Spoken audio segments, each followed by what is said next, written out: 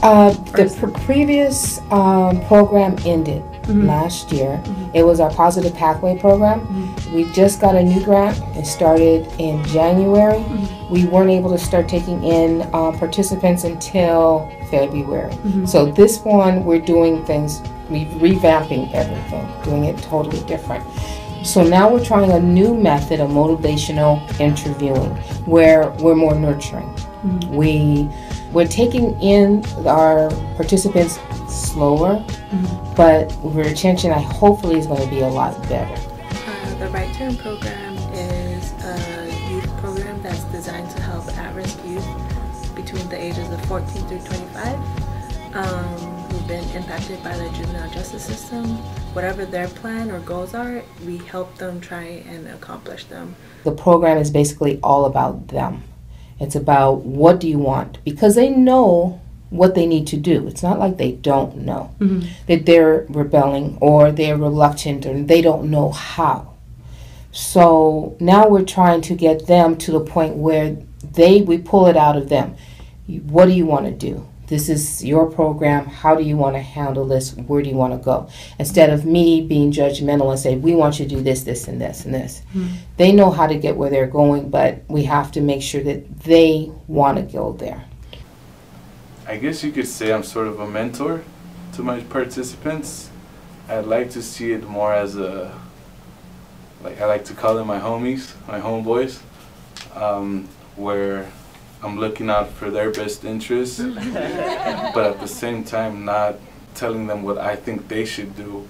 Instead, giving them that chance or giving them that, letting them be themselves essentially, and whatever it is they want to do, whether I agree with it or not.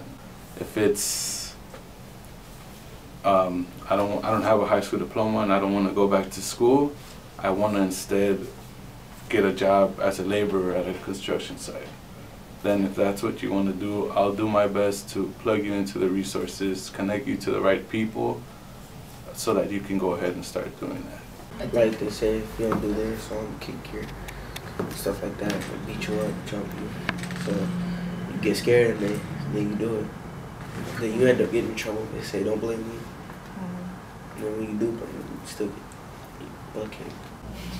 We live in Watts.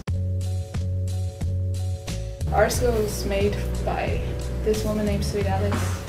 And she created it because like kids around, they didn't want them to go to bad schools or anything. So she created the magnet program, and with that she appealed to like the mayor and the city council and all that. And she got it made into a school. We see that There's sometimes shady people. yeah, shady people, you know, you wouldn't want to hang out with because they like that could get you into problems. Yeah. Mostly stay inside. Yeah. But it's really hard sometimes. Neighborhoods like that. They always want to try to influence on how you think, and they want you to get into like the same way they went through, you know. A lot of bikes with motors on me, stuff like that. Like you're making noise, but you're not going anywhere. Yeah, like we have role models, you know, that went through some stuff, and they could tell us, yeah, what to do. This is all that. He could like help us, you know. Yeah. Our parents are very Soundtrack. supportive as well. Yeah. Where there's been like a whole bunch of homicides. I'm not sure exactly how many, but the number was a lot, man. There was an article featured in the LA Times, I think. Oh, I've heard about that. Yeah. It's really close to where you live. Yeah, that's why I don't like going to alleys. Were they deemed like gang related or? Yeah. Most of my friends, they'll be cool, and then like 2 weeks later they're gang bangers.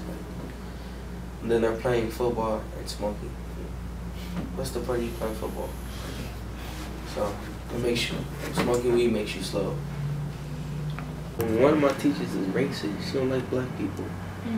I said I was changing my class. Alright, I went to go sit down. She was like, "You're not sitting there."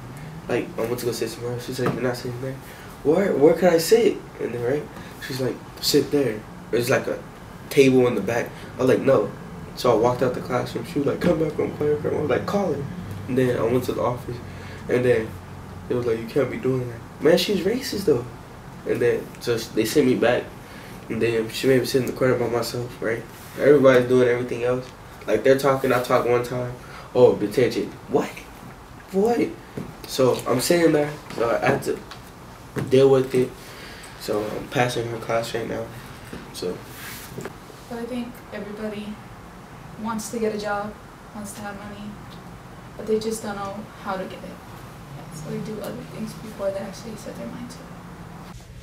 I had a participant that went missing and couldn't find him, didn't know where he was, went to his house, knocked on the door, found out that he had been jumped and stabbed like 10 times.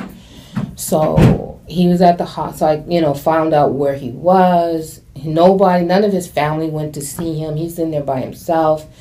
And just, being there for him and being that, okay, I'm calling him now and picking him up from the hospital because nobody would pick him up, taking him home.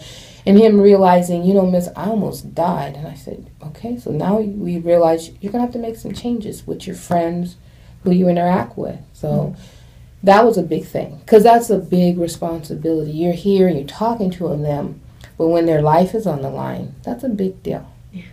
It's a big deal.